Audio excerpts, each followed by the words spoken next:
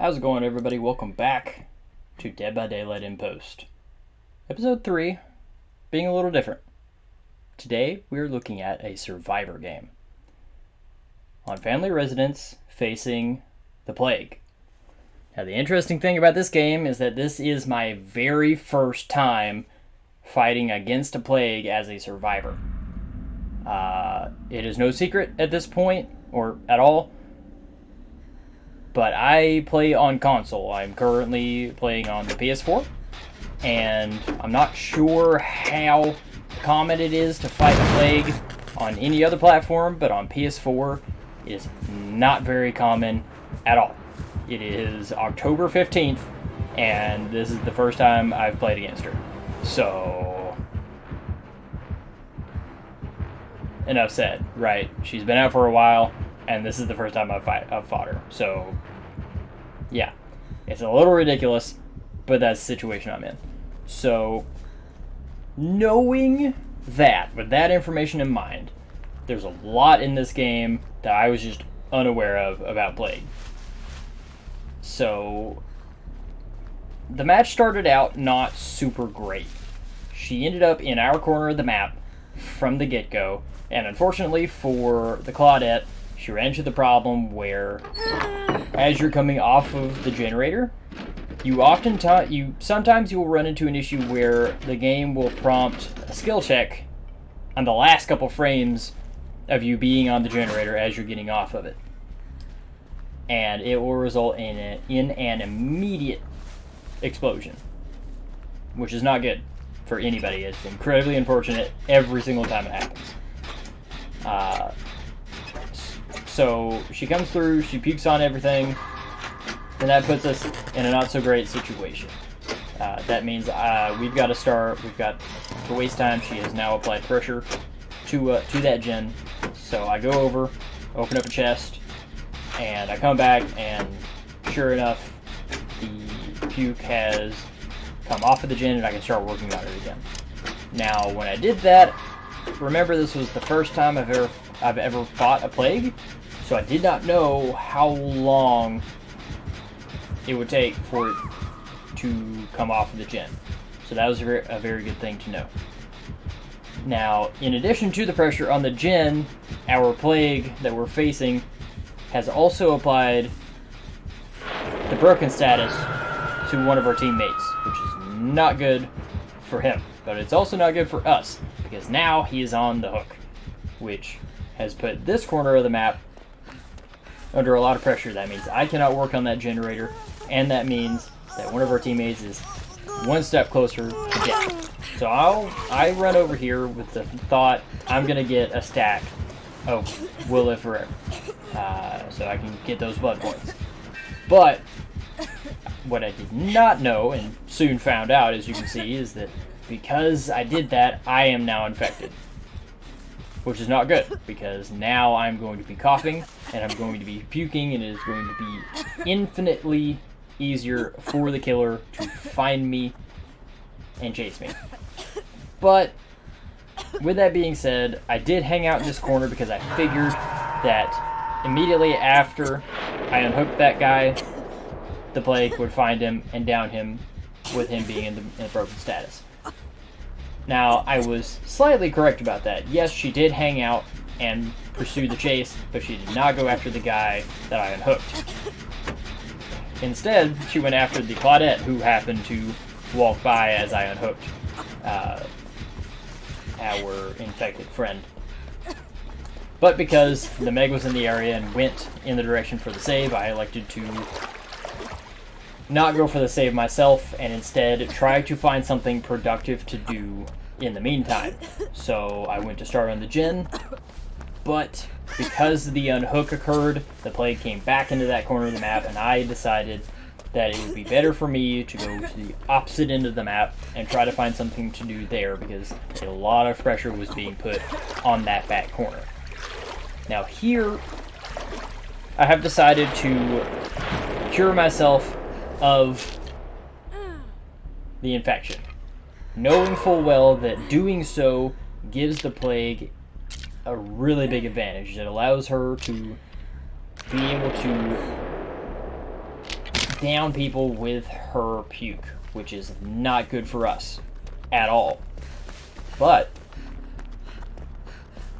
it does do something for me as an individual. That means that I will no longer be puking and I will no longer be coughing, which means it will be more difficult for the plague to find me, which is fine. At least I thought, because the rationale behind it is if you can't find me, it doesn't matter if you can hit me with your puke, you have to find me first, right? So that's why we did that. So the plague is chasing somebody, so me and Meg keep working on the gin, but we get sandbagged a little bit. But luckily, didn't find me, so I keep working on the gin. Especially after seeing that she picks up the Meg, I elect to just keep working on the gin, but of course she comes back through. And this right here, I didn't know if it would work or not. This was a gamble. I just took the chance on this one. Luckily, it paid off. The plague did not notice that I was crouched right there, and I was able to go back to the gin and keep it from regressing any further than it had to. Unfortunately, that sandbag, it wasn't an intentional sandbag. I don't think the Claudette knew that we were here, or if he did, he just wanted the pressure off of him, which is not good, because the Meg that was with me working on the gin has now found herself in the basement, which is a not good place for anybody. It applies pressure to everyone on the map, and it gives the killer a huge amount of advantage.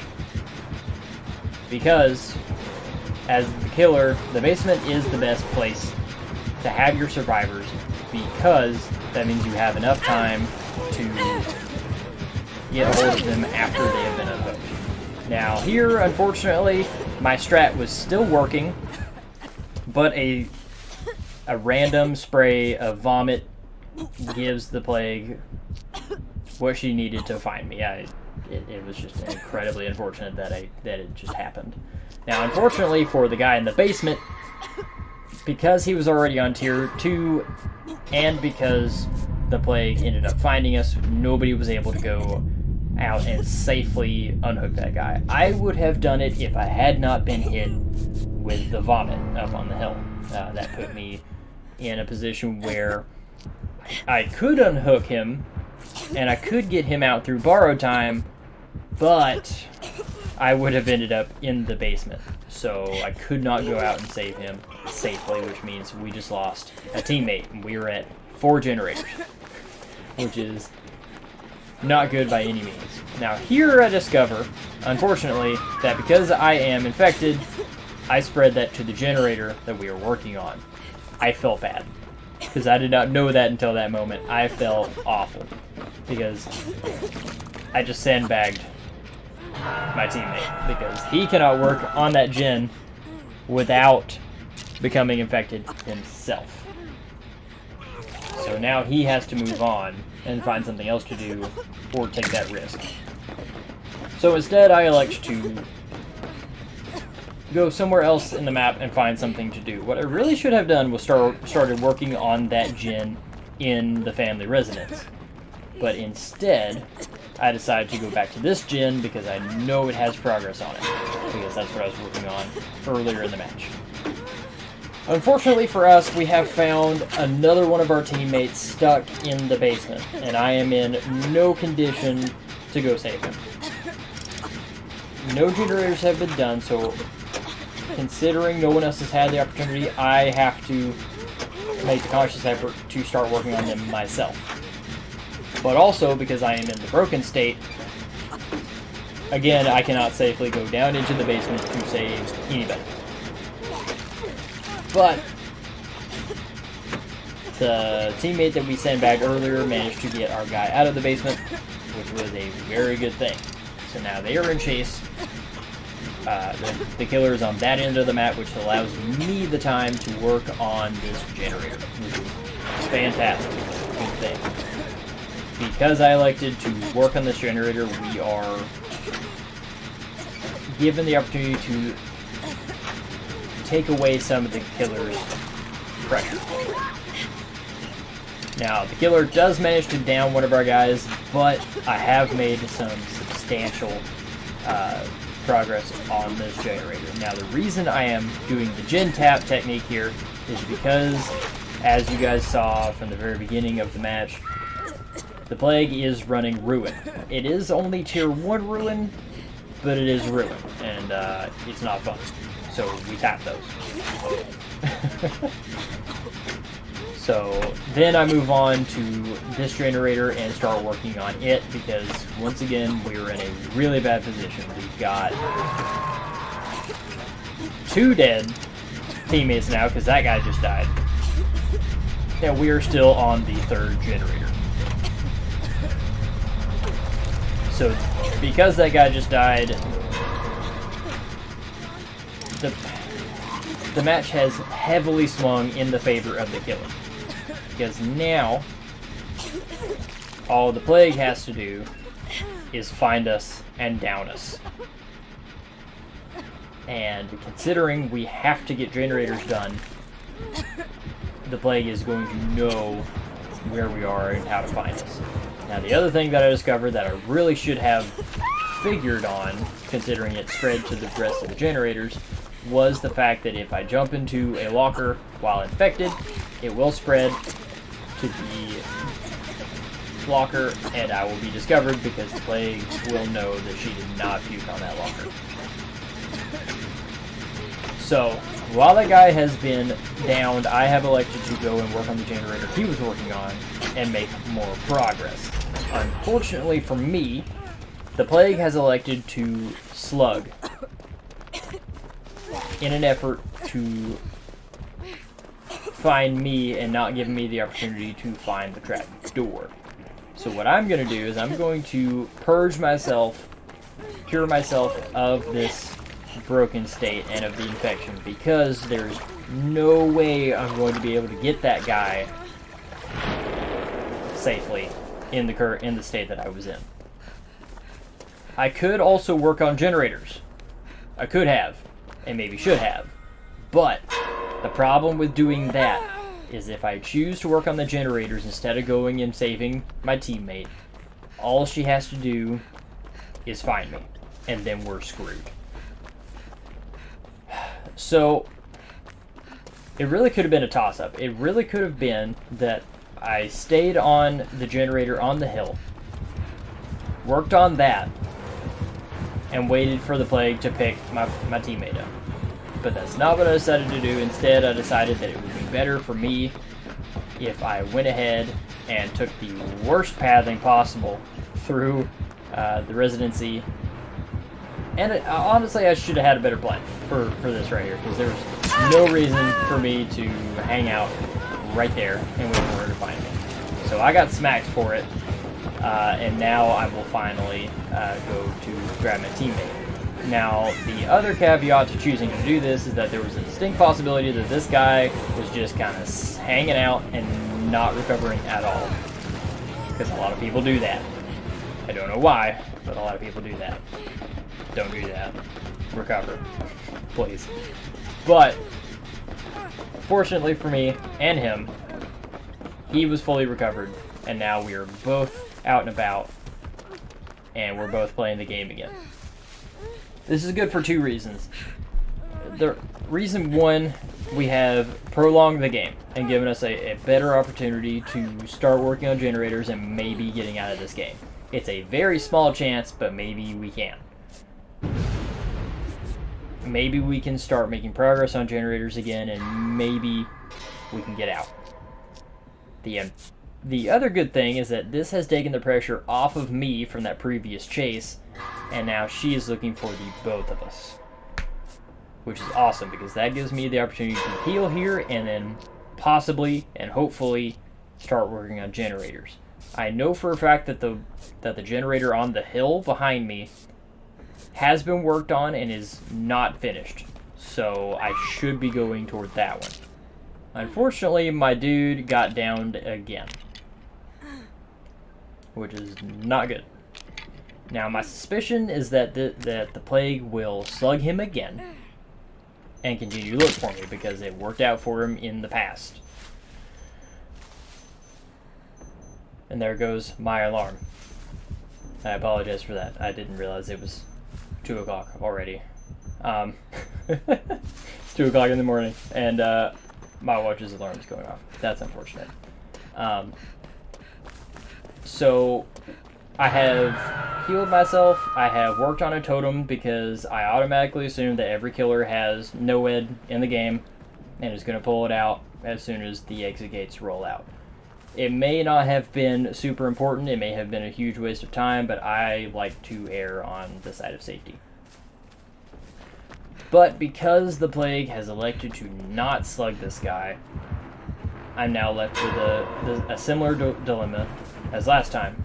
Would also like to note that it surprised the shit out of me that the plague didn't notice me there. Really should have, but I don't think he even turned to look in my direction, so that makes sense. But now I'm faced with a dilemma. Do I start working on a generator and let my teammate die, or do I save my teammate, get another stack on Will Live Forever, and again take away from some of the plague's pressure? I like to go save him, because if at all possible, best case scenario, I save him and we're able to keep the plague busy enough that we can work on generators. Unfortunately, this has resulted in the both of us getting infected, and we are both going to cleanse, giving her even more pressure because now she has 2 points at which she can upgrade her puke and have an easier way to down us with. Here I have the choice of working on the generator in the house. Again, it's a really unfortunate generator to have still up.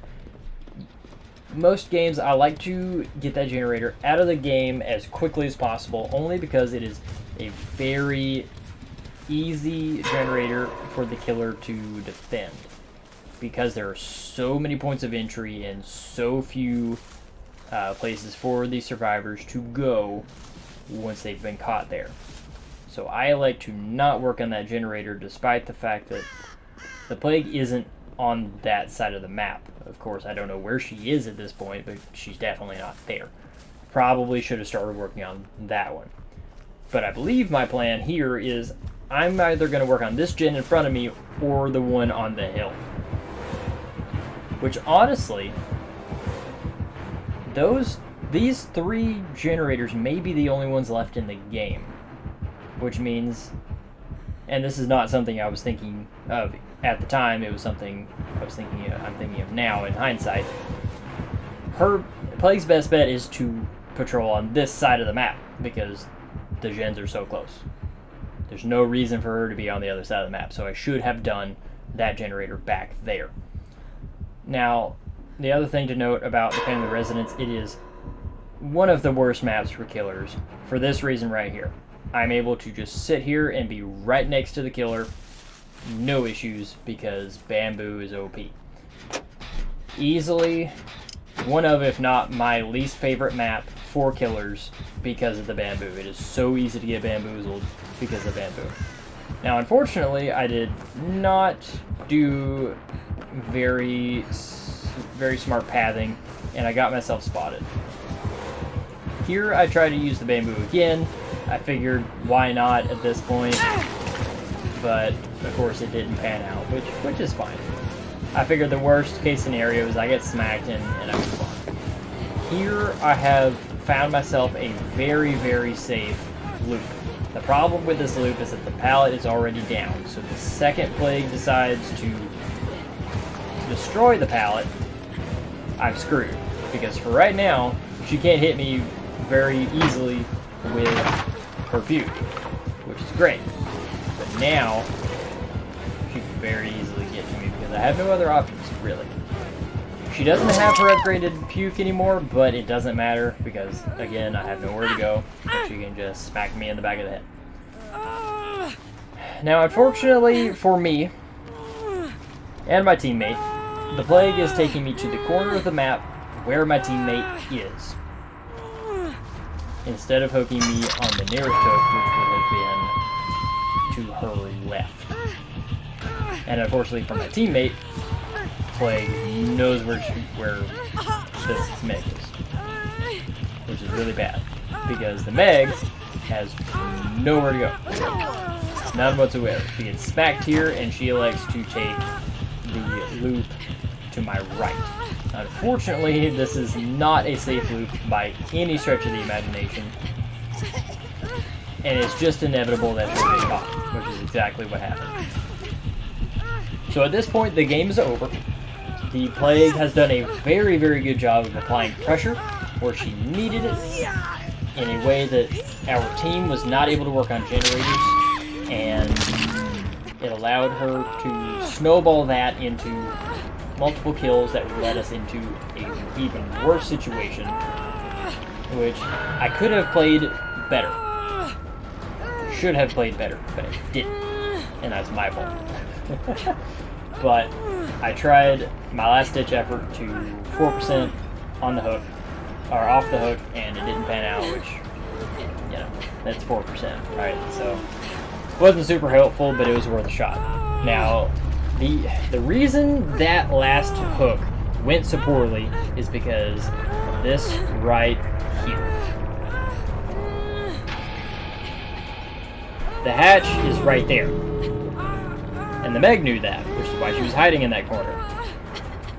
But the Plague knew it too, which is why she hooked me right here.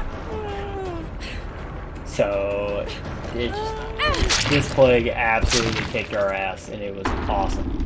I messaged the guy after the game, and was like, "Hey, I don't normally message anybody ever, but that was a really damn good game. Your Plague plays were awesome, and it's something that I want to learn from, and GG's and all that." And he got back to me a little while later, and told me he's like a rank 6 killer normally. The rank reset just happened, and I told him, yeah, I believe that, and I'm definitely going to go back over this footage and try to learn to be a better Plague myself. Because I do play a little bit of Plague, I am interested in Plague, but I'm not a good Plague at all, whatsoever. But that's basically the end of the game. Now, I want to ask you guys for your opinions on this. The way I'm looking at it right now, the In-Post series is going to have like a 70-30 ratio on killer to survivor games. They're mostly going to be killer games because that's what I enjoy doing the most. But if you guys would like to see more survivor games, let me know, and I'll see about making that happen for you guys. But in the meantime, thank you all for watching. Really do appreciate it. As always, I love y'all. God bless. And I'll catch y'all next time. I'm out. Peace.